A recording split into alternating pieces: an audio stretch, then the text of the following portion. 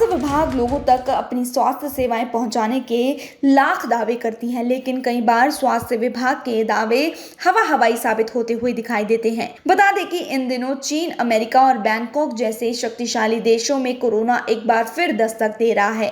वहीं इसको लेकर भारत सरकार ने भी अलर्ट जारी कर दिया है, लेकिन रेवाड़ी के नागरिक अस्पताल में इन दिनों दवाइयों का टोटा है। स्वास्थ्य विभाग के अधिकारियों की लापरवाही के चलते मरीजों की भावनाओं के साथ खिलवाड़ किया जा रहा है। आपको बता दें कि कोरोना काल के चलते जिस दवा की डिमांड सबसे ज्यादा थी, अब वही दवा रेवाड़ी के सरकारी अस्पताल में उपलब्ध नहीं है। जी हाँ, हम बात कर रहे हैं पीसीएम की, जो कि कई रोगों के लिए रामबाण मानी जाती है और ये दवा भारत में सबसे ज्यादा बनाई जाती है। बावजूद इसके रेवाड़ी के अस्पताल में पीसीएम उपलब्ध नहीं है। इसी के साथ ही सिट्राजिन और रेबीज की भी दवाएं अस्पताल में उपलब्ध नहीं है और यही नहीं, इसके साथ बहुत सी ऐसी जरूरतमंद दवाएं हैं जो कि रेवाड़ी के सरकारी अस्पताल में इन दिनों आपको ढूंढने से भी नहीं मिलेंगी। मरीजों का कहना है कि वह अपनी उम्मीदें लेकर सरकारी अस्पताल में अपना इलाज करवाने के लिए और दवाइयां लेने के लिए आते हैं, लेकिन डॉक्टरों द्वारा उन्हें 4 दवाइयां जब पर्चियों पर लिख कर दी जाती है तो अस्पताल की तरफ से उन 4 दवाइयों में से सिर्फ उन्हें एक ही दवा मिलती है और बाकी की दवाइयां उन्हें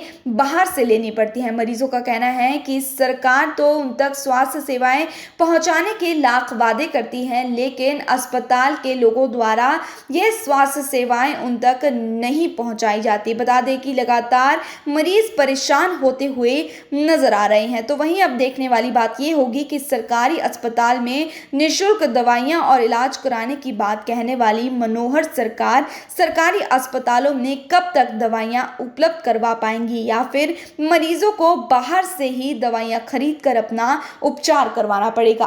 बच्चे को दवाई दिलाने मिल की दवाई नहीं, एक दवाई दी है और 4 दवाई लिखी थी और बाहर से ले लेना। ये बोलते हैं। हाँ। क्या तकलीफ है बच्चे को? बच्चे को कब खांसी हो रही है। लड़के के यहाँ फोड़ा हुआ था। हाँ। वो चीरा लगवाया था। अच्छा, तो लगा दिया चीरा। तो दवाई लेना है अभी? दवाई लेना है, जो सस्ती होती है वो तो मिल जाती है यहाँ से, और जो ज्यादा महंगी होती है वो बाहर से लिखवा दे, बाहर मिलेगी।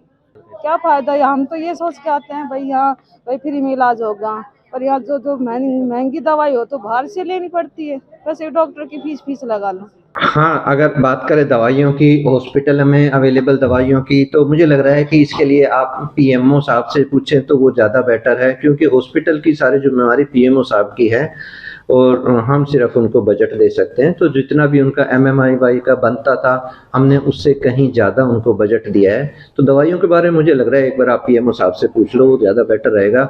मैं भी आज, क्योंकि आपने मुझे अभी जानकारी दी है, मैं भी उनसे आज बात करूँगा। जो अवेलेबल नहीं है हम वो मंगवाएंगे भी। पीसीएम में जो बेसिक होती है वो भी अवेलेबल नहीं है हॉस्पिटल में। मैं बात करता हूँ, मैं उनसे जानकारी लेता हूँ और क्यों नहीं है ये भी हम पूछेंगे उनसे। बिल्कुल अवेलेबल होनी चाहिए, क्यों नहीं होनी चाहिए। ये 1-2 दिन से जैसे पैरास्टामोल, सिट्राजिन ये थोड़ी 1-2 दिन से शॉर्टेज है, तो इनके लिए जो है हमने एनएसए निकाल के टेंडर किया हुआ है। तो टेंडर की जो सप्लाई है उसमें थोड़ा टाइम लग जाता है, मगर हम आज ही लोकल परचेज करके मरीजों को उपलब्ध करवा देंगे।